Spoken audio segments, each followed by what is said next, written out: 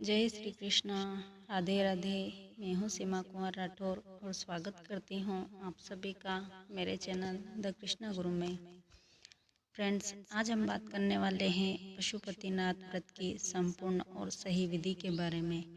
इस वीडियो में जो भी जानकारी मैं आपको दे रही हूँ वह खुद पंडित प्रदीप मिश्रा जी ने बताई है और उन्हीं के द्वारा दी हुई जानकारी मैं आपके साथ शेयर कर रही हूँ। फ्रेंड्स, इस व्रत को करने के कुछ नियम भी हैं, वो भी मैं आपको आगे बता रही हूँ। तो अगर आपको इस व्रत से संबंधित पूरी जानकारी चाहिए तो आप पूरा वीडियो ज़रूर सुनें, ताकि आपको और कोई जानकारी लेना बाकी न रहे। तो चलिए जानते हैं कि क्या नियम है इस व्रत के और कैसे आपको यह व्रत करना चाहिए। तो फ्रेंड्स, सबसे पहले ये जान लेते हैं कि यह व्रत किसे करना चाहिए और कब करना चाहिए। फ्रेंड्स, यह व्रत ऐसी परिस्थिति में करना चाहिए जब समस्या बहुत ही जटिल हो, जब आपको कहीं भी इस समस्या का हल नहीं मिल रहा हो, या ऐसी समस्या हो जिसे आप किसी से कह भी नहीं पा रहे हो, या किसी की आर्थिक स्थिति बहुत ज़्यादा खराब हो गई हो, कोई बुरी तरह कर्ज में डूबा हो, या किसी को कोई बड़ी बीमारी हो। इससे सभी लोग यह व्रत कर सकते हैं। यह व्रत स्त्री पुरुष वृद्ध बच्चे सभी कर सकते हैं। यह व्रत 5 सोमवार तक किया जाता है और किसी भी सोमवार से आप इस व्रत को शुरू कर सकते हैं। फ्रेंड्स, इस व्रत में आप पूजा घर के शिवलिंग की नहीं कर सकते, बल्कि ऐसे शिवलिंग की आपको पूजा करनी है जिस पर सबकी दृष्टि पड़ती हो, यानी मंदिर के शिवलिंग की पूजा आपको इस व्रत में करना है। और जिस मंदिर में जाकर आप पहली पूजा करते हैं उसी मंदिर में आपको सभी सोमवार को जाना होता है, यानी आप बीच में दूसरे मंदिर के शिवलिंग की पूजा नहीं कर सकते हैं। और इस बात का भी आपको ध्यान रखना है कि यदि किसी सोमवार पर कोई अन्य उपवास आपका आ जाता है तो आपको वह सोमवार छोड़ देना है, यानी 2 उपवास आप एक साथ नहीं कर सकते। आपको अगले सोमवार को फिर व्रत करना होगा।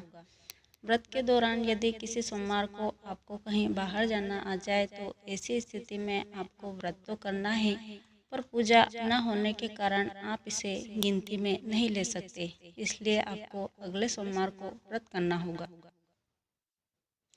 फ्रेंड्स, यह व्रत आपको बिल्कुल सहज तरीके से करना है। कोई विशेष आडंबर आपको इसमें करने की आवश्यकता नहीं है।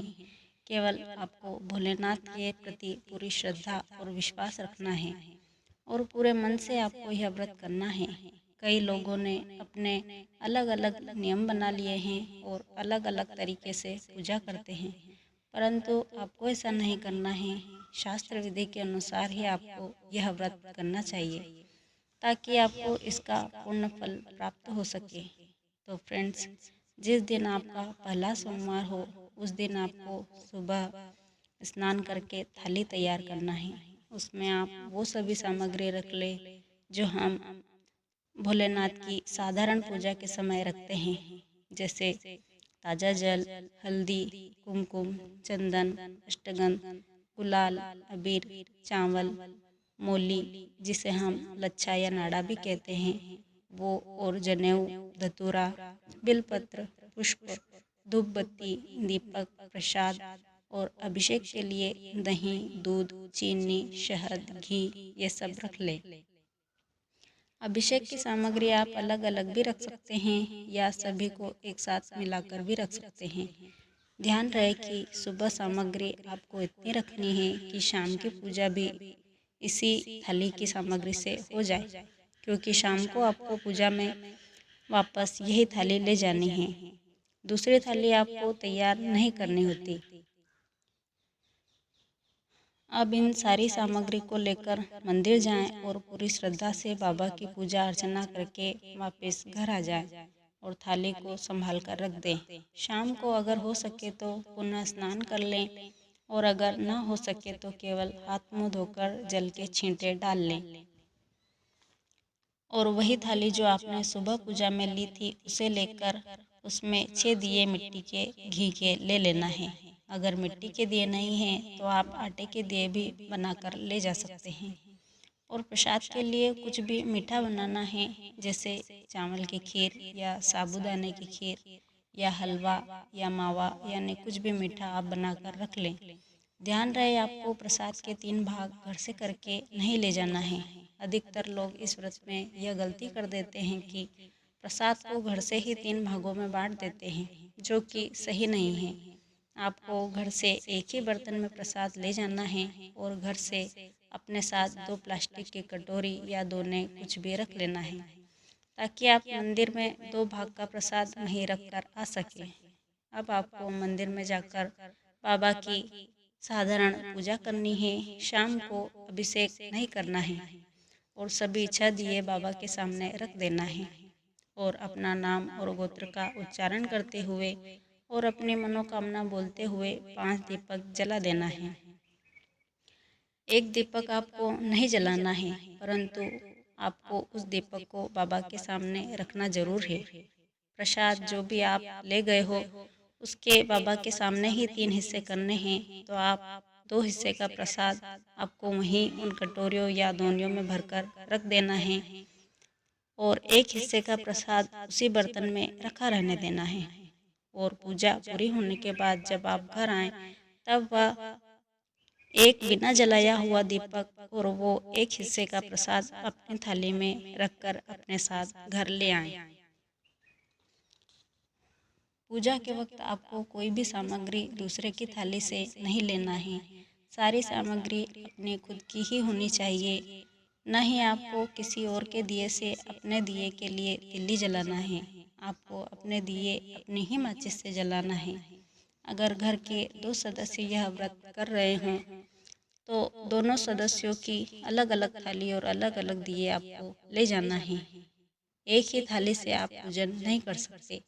उसके बाद आप घर आ जाएं और घर में प्रवेश करने से पहले अपने मेन गेट के दाहिने हाथ की तरफ आपको वह दिया अपनी मनोकामना कहते हुए जलाना है और फिर घर में प्रवेश करना है।